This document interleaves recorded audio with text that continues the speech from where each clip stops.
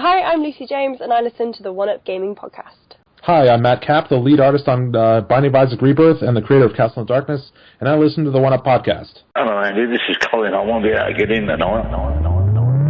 I'm sweating like a pig. So here we are, One Up Gaming, episode 417 of the One Up Gaming podcast. Still me, David, still here, still doing stuff. But yeah, I guess I'll just sort of say we have our first books available to buy, and if you want to buy any of these books, go to Amazon and search the unofficial Sega Saturn collection, the unofficial PlayStation collection, and the unofficial Nintendo 64 collection. All available now. Buy them, please. Make great Christmas presents. Other than that, if you want any freebies, email us at contact@oneupgaming.co.uk. We might give stuff away. Subscribe to our YouTube channel. Just search One Up Gaming. You'll find a nice white logo on there. Just over 2,000 followers, subscribers, whatever you want to call them. And if you subscribe to the YouTube channel, leave a comment on any video of just say PlayStation, Xbox, Switch and PC, and if we've got any games, any codes to give away, we'll give some away. Also, if you want to put t-shirt or if you want to put a poster, we have posters and t-shirts to give away, so we'll just contact you and send those out to you. So please subscribe to the YouTube channel. It means the world to us, and just comment away on any of the videos. So, episode 417 of the One Up Game podcast. I guess we'll start off by saying I played Ridge Racer 5. Now, this is a PS2 launch game, I believe it was. And although it plays really well, and technically the graphics are good, it just didn't use anti-aliasing, I think. So it looks really jagged, really like any flat surface, any straight line that was slightly wonky, it was all zigzaggy, and it just didn't have an appealing aesthetic to it. But the game plays amazing. It looks so good. It runs at 60 frames a second. It runs smooth as, and yeah, I love Ridge Racer. I love Ridge Racer Revolution. I love Ridge Racer Rage Racer. I love Ridge Racer Type 4. Ridge Racer 5 I've never really played that much of. Ridge Racer 6 I loved on the Xbox 360. And then I guess we have Ridge Racers 1 and 2 on the PSP, which were really good. Ridge Racer 3DS is alright. Ridge Racer 64. It seems to be a lot harder than some of the other Ridge Racer games, because I get like so far into it and it's just like a rocket, you're bouncing off all the walls. The DS game was okay, more of a port of the 64 sort of game. But yeah, Ridge Racer 5 plays really well, looks really nice, and smooth as. That's what you need in these arcadey games. I love it. So I had a quick go at the Call of Duty Black Ops 6 beta, and yeah, it's Call of Duty. It really is. As a casual gamer that plays some shooty games, I wasn't impressed with the Omnimotion, whatever it's called, where you can like dive and move in weird directions and shoot. And yeah, I guess if you're really into the game and get really good at the game, then you can get really into this, and it adds a lot more depth to the game. But for me as a casual, I just found it way too complicated to work out. And yeah, I just didn't get into that sort of thing.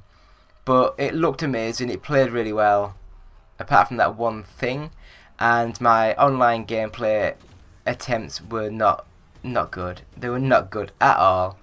But yeah, go to the YouTube channel, have a look at our gameplay footage, and it's just me playing badly on Call of Duty. Moving swiftly on, and we played Mario Tennis Aces on the Nintendo Switch, and with this one, it really It looks really nice, it plays really nice, until you get further into the game, and it wants you to do like the slow-mo returns and things, and it was just like, I hate all this slow-mo sort of stuff. Just play the game as normal, and just do a special move if you manage to hit the ball back while you stood on a square that's flashing or something. I think they've done that before in the past. This slow-mo stuff where you hold the button down to go into slow-mo, and then hit a button at the exact time to do a super move, and it's just like, no, I didn't like that. I didn't like it at all. But if you don't play it with that sort of thing, then it plays really nice. It looks gorgeous, and it's a good game. I like Mario Tennis, I really do. I really enjoyed the Sega, was it Sonic Tennis, Sonic All Stars Tennis, as Sonic All Stars Racing. But I know they did like a tennis game that was really good. I don't like the Sega characters in. But yeah, Mario Tennis, good games. Next up, another game on the Switch. Neon Drifter Cyber Racing. Now this one, it's a racing game. Not a great racing game. Very cheap, very cheerful. And you're not really racing against people, you're just doing drifts to get points. And the more points you get, the more scores you get, and then the higher the score wins the race. But yeah, it's like all dark with neon flashes everywhere. So technically it looks okay, it plays okay. But I just didn't like the drifting mechanic. I've never liked any of the games that had drifting as the main focus. I think it was like Colin McRae Dirt 3, was it? That featured the Gymkhana, and that was the main focus of the game. It was like the new add-on to it, and I just really didn't like that game at all because of that. So yeah, I guess Neon Drifter wouldn't have been my game anyway. It's just not my sort of thing, but it looks okay, and the music's not too bad, and it just plays cheerfully along. So if you're interested in something a bit different, give Neon Drifter Cyber Racing a quick look, see what you think. Next up, we played Expectations, a MudRunner game. Now the MudRunner stuff I really enjoy. I like the slow paced, getting into the right gear, getting into the right torque setting, going through mud, jungle, trees, swamps, all that good stuff. And this, I don't even know what's the difference about it. But you have a drone that you can send out to have a look for stuff. It looks really good. The mud effects are so good now. They really are good. And yeah, I really enjoyed it. It looks amazing. It plays well. It might not be to everyone's taste because it is like a slow sort of game, trying to get through the mud, the levels, the environments, the obstacle. Trying to get through all that mud and swamp land and stuff, and it's just a fun little game. I really enjoy it. Next up, Star Trucker. Star Trucker. But yeah, you are like it's basically like the trucking sim, but you're in a little spaceship that's in the shape of a truck, and you have to like go deliver stuff and get new packages and stuff. Graphically it looks nice.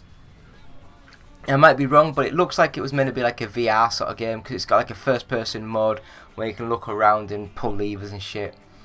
I played it on the Xbox Series X.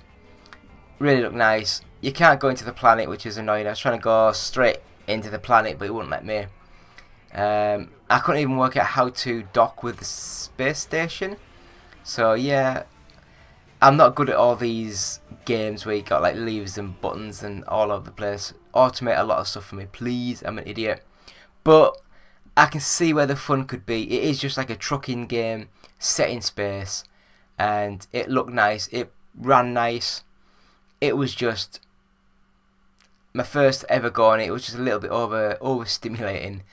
I was trying to get into the planet, trying to boost my way through to the planet core, but it wouldn't let me, which is annoying. And the last game that we played, just a quick game, was Shadow of the Ninja Reborn. and this is just like a demo of the game, and it plays very much like the sort of like the Strider, Ninja Gaiden sort of games, like the old 2D side-scrolling hack and slashy combat-y platform games. Looks really nice, plays really well, rock hard, but I loved it. I thought it played well. The moveset was good. I like the little, I don't know what I'm doing there. It's like a big, I was going to say sword, but it's not. It's like something on the end of a thing that you chuck out and it comes back. Adds a little bit more projectile to your attack. You have a sword which is quite narrow and quite close to you. Do your jumps and stuff. You can jump on like the wall and jump back up and that, and it's a fun little game. I really enjoyed it. So yeah, have a quick look, leave comments, get freebies, let me know what you think, and that will do for the games played this week on episode 417 of the One Up Gaming podcast. So it's been me, David, One Up Gaming. Thank you so much. Quick break and we'll be back with the 10 minutes of nothing.